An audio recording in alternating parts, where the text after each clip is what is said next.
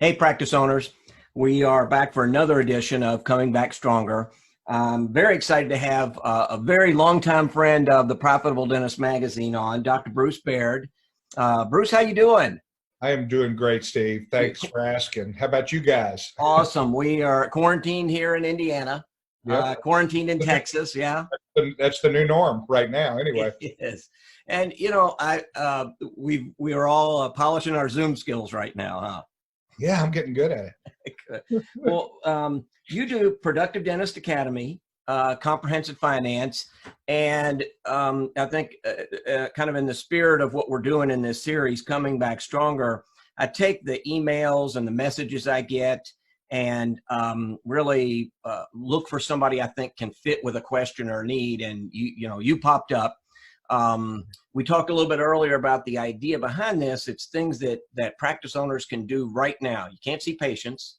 I went to business school, so I'm used to constantly making these decisions. But, if you went to dental school, you just want to see patients, man. 8.5 out of 10 dentists own their practice. And, so this is what I like to say is dentists / practice owners have never been farther outside of their comfort zone than right now.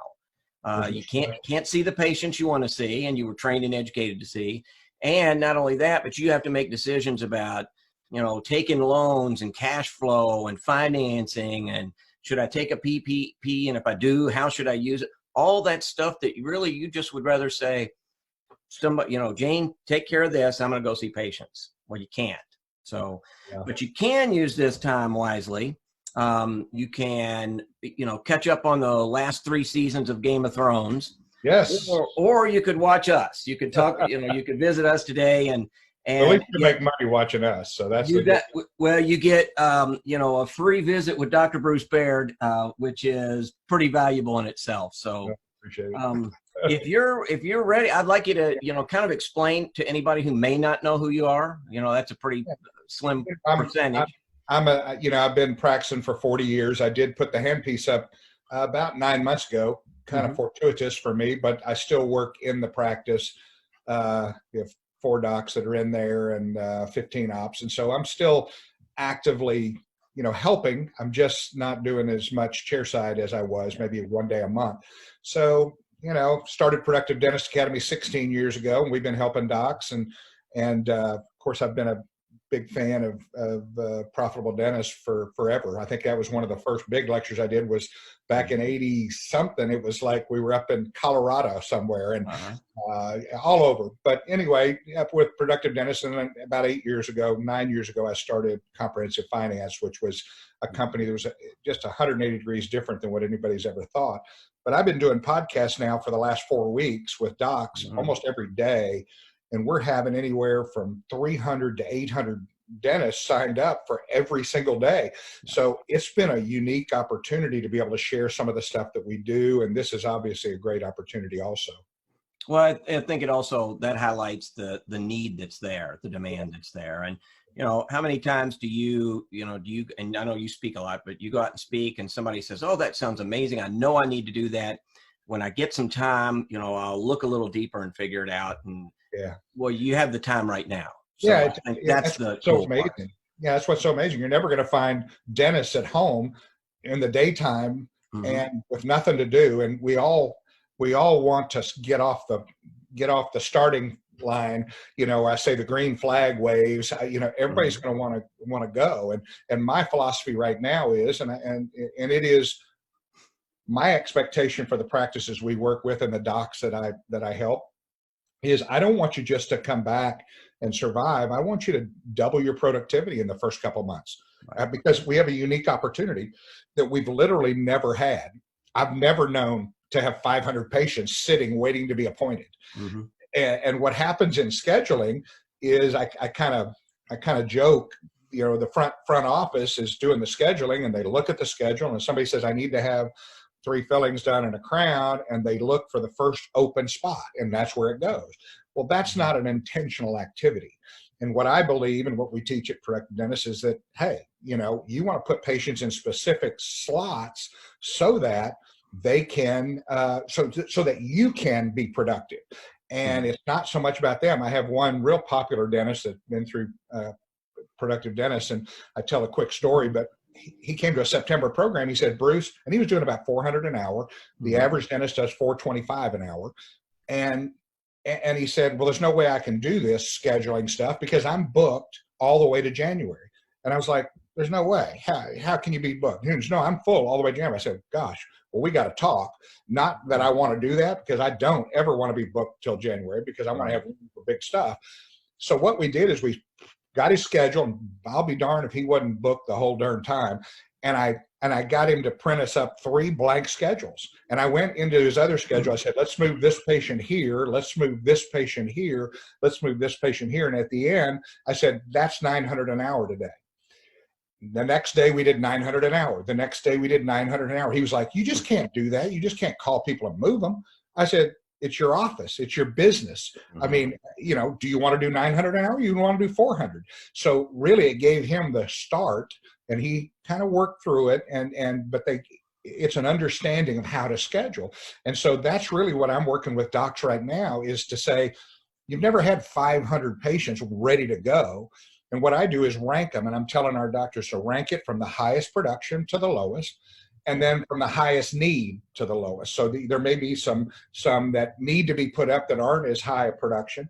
But then specifically, if you're doing 500 an hour, start looking at how can I get to 800 or how can I get to 1,000, because you've done no production for a month, maybe 6 weeks, none. And what I want you to do is come out of the blocks, and I want you to double it, meaning my goal for every doc by the end of the year is to be at full production for the year, meaning I set a goal for this year, and I expect to meet it.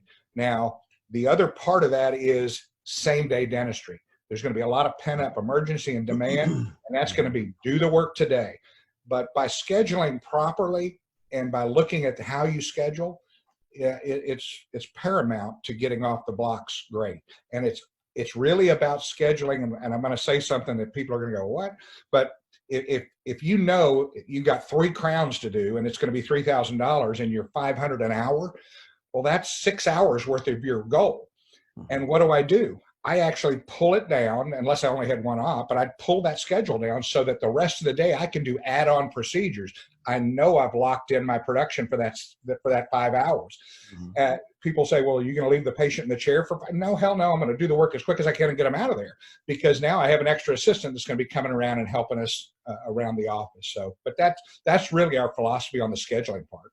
So it's really working smarter, not harder.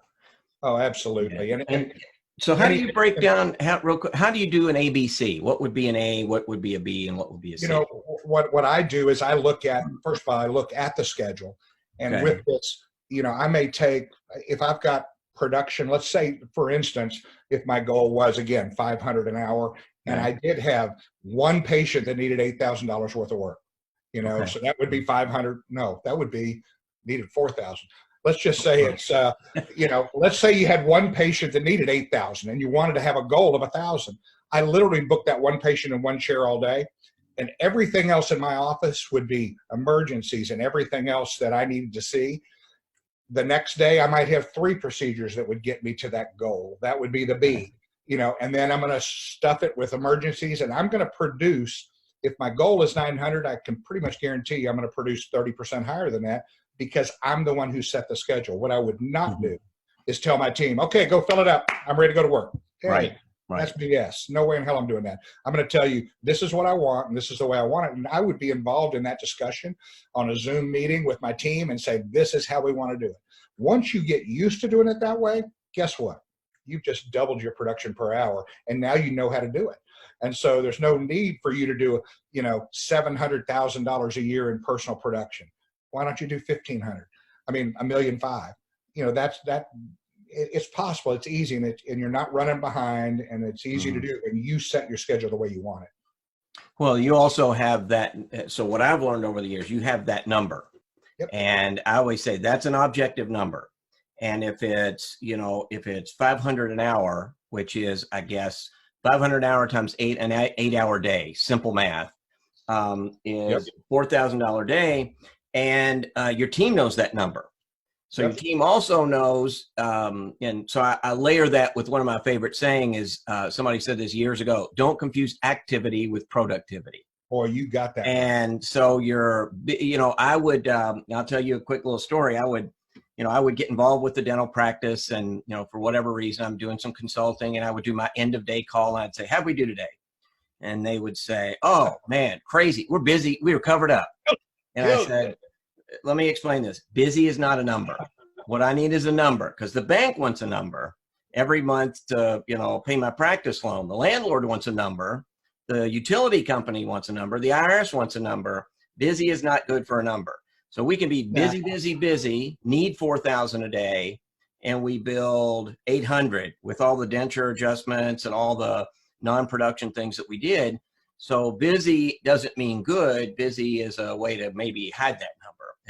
So once you had a number, and it really did, once you put that number out there, I think your team, just knowing that and knowing that's your measure of a good day. So if it's 500 an hour and you did 2, it wasn't a good day, no matter how good you did. You helped some people out, but tomorrow means you got to have a $700 day or $700 an hour all day long. So you can never make up for a bad day, is what I always say. It just makes a good day average, and I don't like that. I mean, we work with docs now that increase their production from the 400 to 500 up to 1,500 an hour, and that's a big deal when you're working 1,600 hours a year. They're producing personal production of $1.5 million, $2 million, and not running behind.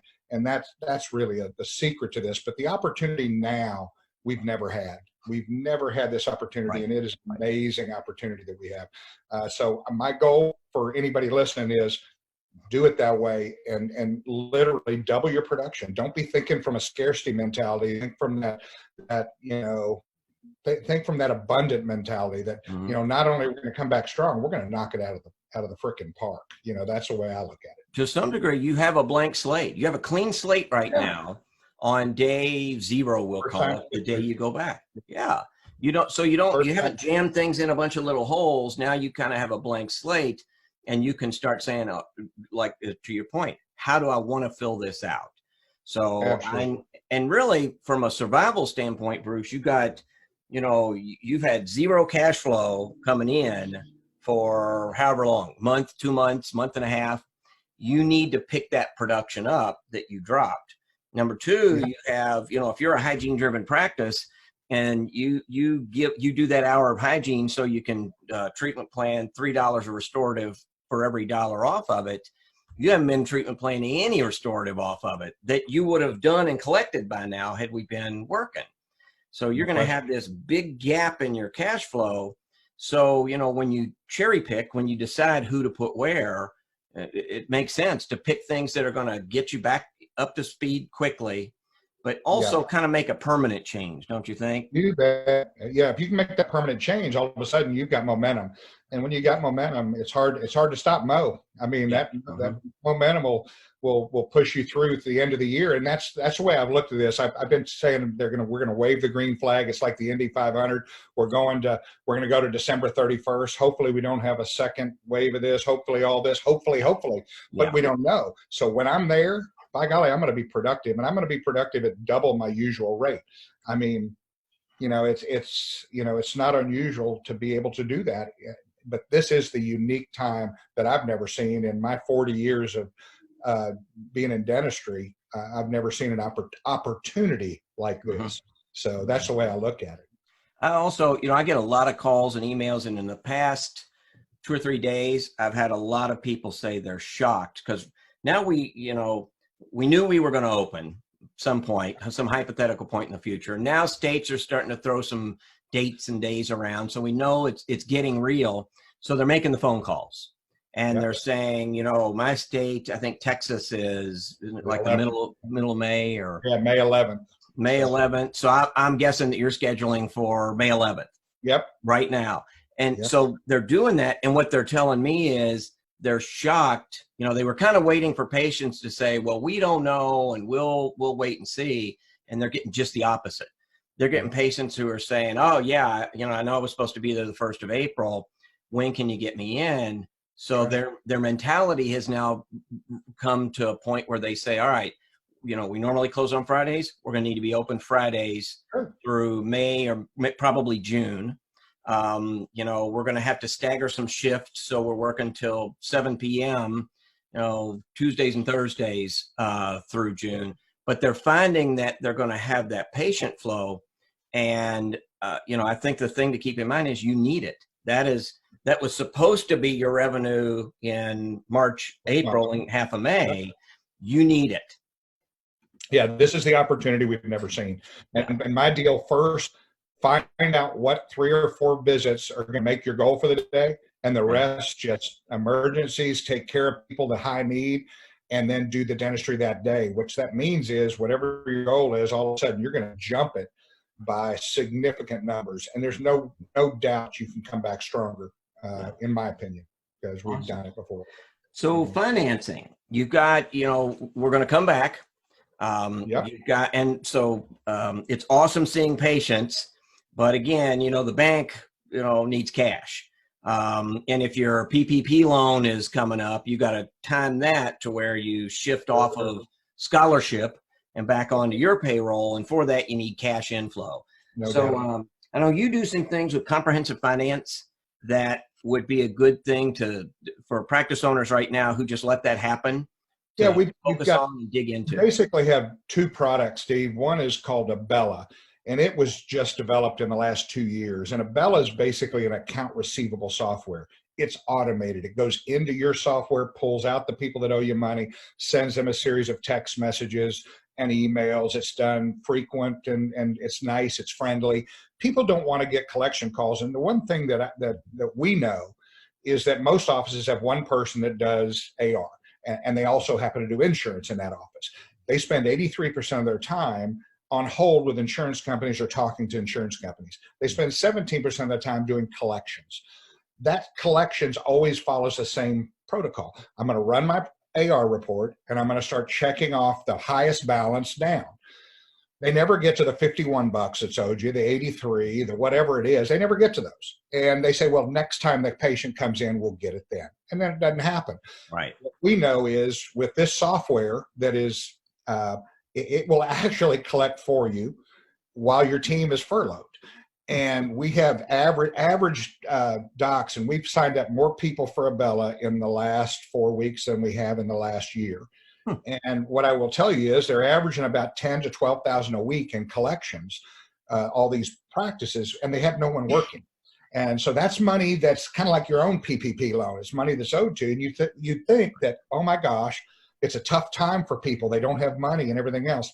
We had last week on Thursday, 24 compassionate finance patients who had, they paid off their balances. 24 in one day. That's a record by 100%. I mean, I think the most we'd ever had was like 13 people. We had 24 people pay off their note. That's a little different conversation, but Abella goes after accounts receivable that's already in your practice. And compassionate finance really came about because of the 2008 problem. And when we had the collapse in 2008, what I realized is I had patients that weren't doing their work, and even people with cash were holding on to their cash because they were afraid to spend it. And it was a little bit frustrating. And my partner and I, Jeff Buski, we were driving down the road, and he said, "Hey, Bruce, you think we could finance ortho if we could get 2,000 down?" And I said, well, my first thought was, well, there's maybe a lot of people that don't have 2,000. So I asked the question, I said, well, how much do we have in it? And he said, we got about $415. And I said, about? Because I don't do ortho. He said, yeah, $415. I said, what do we charge? He goes, $6,000. And I went, well, shit, that's pretty good. I mean, that's pretty good markup. And then I started thinking about that, and I started thinking about CERAC, for instance. I got a $35 block. I'm charging $1,200 for a crown, not counting the buildup. And I'm going, and I'm letting people leave. And my hard cost, I mean, this is a 100x multiple or whatever it is. It's ridiculous. And so I looked at that, or at least a 40x or a 50x. And so I started looking at that, and I said, well, why don't we do financing? That's my question. And to myself in 2008 or 9. And I said, number one, we don't know how to do it. We don't know what the interest rates should be, don't know how to charge interest.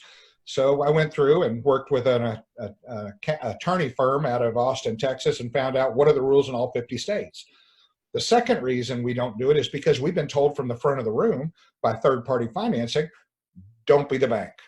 And I have lectured for 30 years, and I said, don't be the bank. I was wrong, 100% wrong. This is 180 degrees different than what you've ever been thought of, because people always say, well, I want a non-recourse loan. Well, a non-recourse loan means, yes, you get your money. So let's just use an example of any third party. You're going to do $10,000 worth of work, and they're going to give you $9,000, which means $1,000 you're not going to get, which happens to be, based on average, that's about 35% of your profit. And I've done some research on PPO fees with taking that, and it's even worse. And what we know is when we didn't offer that 61% of the patients actually paid cash. Why? Because they're A's and B's. They're they're prime plus customers. Those are the only ones. 85% of their notes are 12 months interest free. And so you look at that and you say, well, that's, if I can get 61% of my patients to pay cash, well, what would be the other things that I could do? And so I realized, yes, after running Excel spreadsheets for 72 hours, I was just going like, oh my God, this is crazy. We've got huge margins and we've got interest on our side. And it becomes a time value conversation. And so I stepped back and I said, okay, what's the third reason? The third reason is the obvious. What if they don't pay me? And everybody got, well, what if they don't pay me? What if they don't pay me? Well, first of all, you're going to get a down payment that's going to cover your hard costs. 20% is usually going to cover it, which means if they have $1,500 in insurance, you could do up to $7,500 in dentistry. You'd be financing $6,000 of it. So $1,500 you get down. For me to do 5 crowns on a CEREC machine, it cost me $150. Mm-hmm. I got $1,500 cash from the insurance company. That's $750 an hour cash, which happens to be $300 an hour more than the national average dentist does on his own. 95 out of 100 crowns in the U.S. are done one at a time. Why is that? You tell the patient, you need 5 crowns. They go, okay, that's awesome. And then they say, well, how much will my insurance cover? They say, well, your insurance is going to cover $1,500. Your portion is going to be $3,500. And next word out of their mouth is, well, can I just do 1? Right. Well, you sure can. Because dentists nowadays have gotten so used to that happening that they now only diagnose 1 crown at a time because they know the patient's going to ask for it. Yeah. Well, what I do is I said, well, you could do that, but why don't we do this?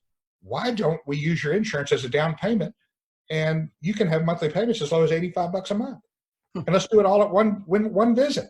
Guess what? I've never had a patient turn that down, not once ever. And now you've got money coming in, like right now during this pandemic, we've got docs right now that have not an account receivable. They have a portfolio of paper that's over $1 million, $1.3 million. They could actually go to the bank and borrow money with that portfolio. Right. They can go. We had one guy bought an airplane with it. We had another guy pay off his house. We've had somebody opened up 3 more offices using that as collateral. So you're thinking differently. You're becoming an advocate for the patient, because what usually people say, they'll come to me and they'll say, well, how's compassionate finance like a Care Credit or like a Springstone or whoever it is? And I said, well, I guess my question is, what happens if they don't get approved for those? Well, if they don't get approved, most people don't have any options, which means anybody that's not a prime customer, that's subprime, 650 or below, if they're below that, then guess what? They have no options for them. And so these people end up going to the cheapo depot. Well, I don't want them to go to the cheapo depot. I want them to spend $1,200 a unit for my crowns because I think they're better. And I want to give them payment options. If I told you what kind of car, you and I may be different, but I ask the room, I say, okay, what kind of car would you be driving if you had to pay cash for it? What kind of house would you be in if you had to pay cash for it? What kind of big screen TV would you have? Most of my patients who are subprime have a bigger television than I do. Why? Because they're able to make monthly frickin' payments. Right. And so the important thing to answer that question of what if they don't pay me, interest offsets risk. Yep. Banks know that. And the E customer, the A's and B's are the ones who, the third party financing can help. The C's, D's, and E's, we're charging them interest rates depending upon your state, but anywhere from 13 to 18% interest. Mm-hmm. Dentist said, well, my patients won't pay that. That's BS. They're paying that for their car higher than that because they're subprime. These people, but I don't worry about it. I know that the worst credit, who's under 600 credit, actually under 500 credit is the E, under 500. I know because we have over 300 million in notes we've done, over 60,000 patients who've paid. We know the statistics, 17.5% are going to default. Now that's a fluctuating number. Okay. But that's 17.5% default. So people say, I don't ever want to do E's. I don't ever want to do these bad people. I go, you know what? I'll do them all day long. I don't care who comes in, A, B, C, D, or E, because I can do an E. And you know why? Because I got 82.5% paying 18% interest for the full term of the loan. Right. And you figure that out, get your spreadsheets out at home and figure out what that interest rate's going to be and how much they're going to end up paying on that note. Say, well, people don't want to do that. People want to get their teeth fixed. What they don't want to do is have you as a dentist say, well, let's use your insurance this year and let's use it next year and let's use it the next year, because that you're not helping them. You think you're helping them, but you're a total business knucklehead, because what happens in 3 years, and you know as well as I do, the tooth fractures. Now we're doing an immediate implant, cost them 4 times what it would have cost if you could have done the work right the first time. So I know that's a lot of info and real fast, but that's awesome. Yeah, that's really what compassionate finance is, and Abella is a collection tool. But the thing that we've done, which I think has been pretty cool, the Abella, we usually charge $1,000 setup fee. We've waived it. We usually charge $289 a month. We waived that. So in other words, you could actually start using it for nothing. You could literally sign up for nothing, get it, use it till July 1st, and then if you decide you don't want to do it, don't do it. You know, you just tell us, yeah, I don't want to continue.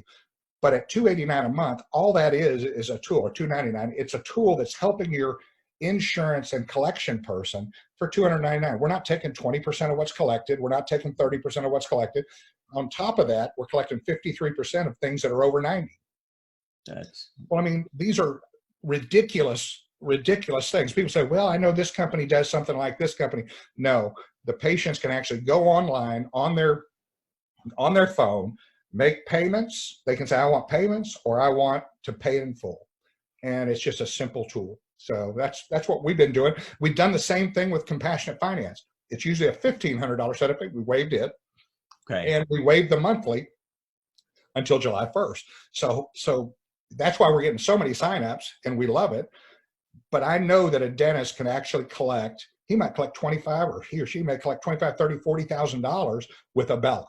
They're not going to be using the compassionate until they drop the green flag. But when that happens, I want to make sure they can do it. So, you know, that's the big thing. Yeah. And I think when people start getting that back to normal routine, that's one of the things. They want to clean up the mess that they had, you know, flush it out and get back. And that's, so I had a question for you. How would they, first of all, before I forget, let's make sure we cover it. How would somebody get in touch with you if they wanted to sign up or do a demo, or just, you know, find out more there?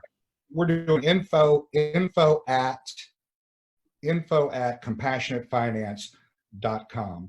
Okay. And that's an easy way to get information. You could go to compassionatefinance.com. You could go to Abella, ABELLA AR, AbellaAR.com. And so you could send something to info at AbellaAR.com. So we have websites you can go look at. They have lots of videos you can watch. I'm actually doing a Q&A on this Friday, but I'm doing them every Friday. I'm doing Q&As on compassionate finance and on Abella, because just like you and I know, dentists really want the details, and that's okay. That's the way we are. We're built that way. So we're going to just do live Q&As at least once a week, and we're starting this Friday. Awesome. And so, you know, I'm with you. I would, with degrees in management and finance from Indiana University, I had the same approach. I look at it, and from my finance hat on, goes in, looks at a practice, and, you know, Bruce, they've got 13 months worth of AR sitting on the books, which means they did. So again, it's treatment you did for a patient who came in and out. And I think two things happen. One is they know they owe you a bunch of money, and a lot of them just don't come back because they're afraid you're going to ask them for the money, because you haven't been, and that's why your AR is so high. And the other thing is, I would have staff, you know, that's the first thing I would attack. That's free money. You've already done the work. They've already agreed to it. They just haven't written you a check. So I would say, let's make the calls and make 50 a week, 50 calls a week. And the office manager would say, okay, I am. And I would come in, the next week and look at it. AR's up, $8,000. And I would say, you're not making the calls. Oh, yeah.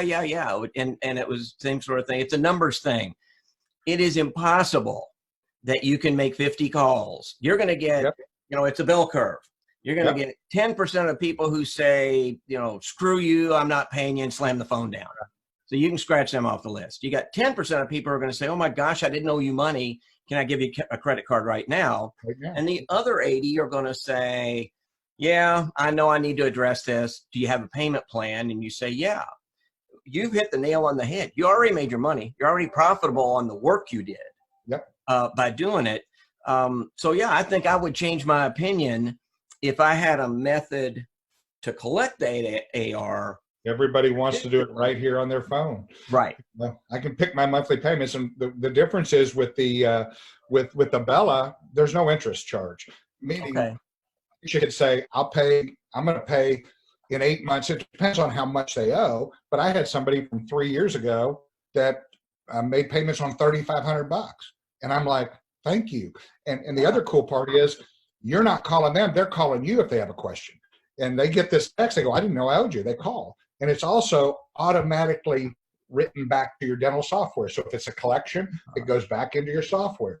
If the patient says, oh, I got this message, and they run in and go ahead and pay, then the software identifies that they paid, and they quit sending them text messages, and it's all automated.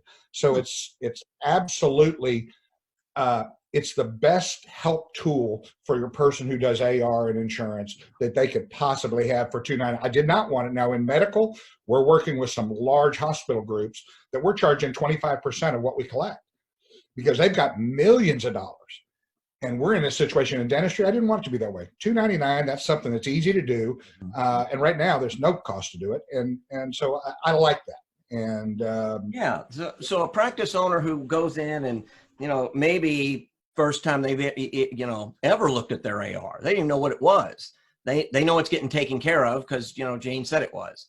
And now they look and they do the math, and some guy like me comes along and says, if you have $1 million practice and you've accumulated 800,000 in AR over the past 2 or 3 or 4 years or whatever it is, you're almost as big a bank as you are a dental practice. That's money you've loaned a patient for interest free for years that they're not paying you. So real quick, I know time's running short, but how do you, so if somebody did that and they looked and they said, holy crap, I got $800,000 worth of AR, and, half of that's going to be over 90. And and you're right. I always say it's the 80-20 rule, and that's usually right. 80% of your dollars are in 20% of your patients. So it's a small number of patients, but it's big dollar amounts. When you flip that, 80% of your AR is in $51, $117, and nobody ever gets to it. So it keeps that's what gets bigger and bigger. How hard is this to implement if somebody says, I know we're going to be open in 2 weeks. I'd like to start mining that AR. Absolutely. Even if they're not open, that's why we're waiving until July 1st. But you can, once you get in the queue, you say, yes, I'm in, you'll fill out some forms, but it takes 5 minutes. Okay. We can integrate into your software. It takes about 15 minutes. We do have a backlog right now, but it takes about 15 minutes, and then it's a go. You're done. You're up and running. It's very simple. The compassionate finance and understanding that is a little more complex. The training takes a little bit more, not because of it's hard to use, but because you've got to really educate your team on the communication skills and educate you to understand that it's okay when you have a default. You're expecting defaults. Mm-hmm. You're doing a lot of subprime. You're expecting them. But what you always do is go back to your dashboard and look, and you're actually collecting 106%. We had a guy on this morning's webinar. He had his dashboard up, and he was collecting 111% of his usual fee after defaults. And I'm like going, So you're helping people that need help, more people than you've ever been able to help in your life, and you're creating wealth like you've never been able to create in dentistry in your life. Right. I mean, when was the last time a dentist was able to have $1.5 million pot over here by doing one patient a week, 25,000 a month in financing? And a lot of people will say, well, if I do 25,000 a month, I don't want to take that away from my patients over here that I'm doing 100. So I'm doing 100 a month on average. If you do 25,000 in compassionate finance, it will not be those patients. It will be add-on 25 grand, and you're going to get your hard cost covered. So this is an add-on benefit to what I call your evergreen revenue business, your second business, which is your financing business. And we have docs, like I say, paid off stuff. They're using that money, and patients love it. One other thing I'll mention, and I know we're running short on time, but all right. Yeah. But the cool part is we're able to we have it on our compassionate Facebook. Okay. All these messages and all these notes from patients saying, thank you so much for helping me. Thank you. You know, because they call up and they say, hey, I don't know what to do. I can't make my payment. And we say, well, I'll tell you what, let's skip this month and let's move it to the end. Or let's skip the next 2 months and move it to the end. What happens? Well, you get more interest. I mean, they're still going to pay you. We're being compassionate about it. And they'll break out into tears because the bank wouldn't do that. The bank will repo your freaking home. But we don't have to because the work's already been done. We don't get paid if we don't collect it that month. So we take a piece, we take a 0.5% of the outstanding balance, meaning if you have a $100,000 portfolio, you're paying us about $500 a month to do all the collections. You don't do any of it. And so just having that, or you just say, I tell you what, I can't make this payment because it's too much. Well, why don't we add 12 months to your note and let's go ahead and lower your payments in half. Would that help? So we're very flexible because the doctors are flexible. They want to get their money, but you don't want to have your team calling those people. I mean, that's it would cost you a whole lot more than what you're paying to do it. So yeah, and you control it. That's the beautiful part. You control all. It's your asset. Absolutely. And I've never thought about that before, but it's a legitimate asset. Oh, it's amazing. And it is a booked asset. I mean, it's not an AR, you know. Well, AR is one of those things that, I had a banker and I can have those conversations, kind of finance conversations. And they said, one of the things we figured out about a dental practice, different from anything else, if I have a bunch of AR in a business, it's customers who are going to pay me and they're paying me. So it might be 30 or 45 days worth of AR because, we did the work, we did the job, and we're getting paid. In dentistry, if you've got 9 months or a year worth of AR, that's money you're never going to see. It's there because they're not paying you. That's exactly right. Banks would look at it and having say, something you can use. Imagine some of the software that's collecting 53% of over 90. That's just mind-boggling to me. And we built the software, but it's still, I didn't know. Just like with compassion, we didn't know what does subprime lending look like. No one really has that data because no one loans money to subprime people. I'm not loaning money. I'm loaning my time, having my hard costs covered. So my production per hour goes from 500 to 3,000 an hour, which I kind of like that better than 500 anyway. Way better. Yeah, I like that. Bruce, that's amazing. So, and again, being the business guy, this is the part I get excited about. And as a practice owner, it's the part I get excited about because I've said before, if you're not profitable, you don't get the luxury of being a dentist for yourself, being a practice owner. You can work for somebody else, but at some point, the bank's going to come along, the IRS is going to come along, somebody's going to come along and say, hey, I'm glad you're an awesome dentist, but you don't get to be your own practice owner anymore because you owe us too much money. That's right. So, right. You got that. Kind of takes that pressure off. Well, that is great. And it really hits right in the strike zone of coming back stronger. What we wanted to do with this series is things you can do right now. I would challenge any practice owner out there, if you haven't already, realizing that you've got a lot of these loans, so to speak, in the form of accounts receivable out that you've accumulated for a long time that you can start collecting now. I mean, again, look at over 90 and just take 53% of that. And that's a lot of cash.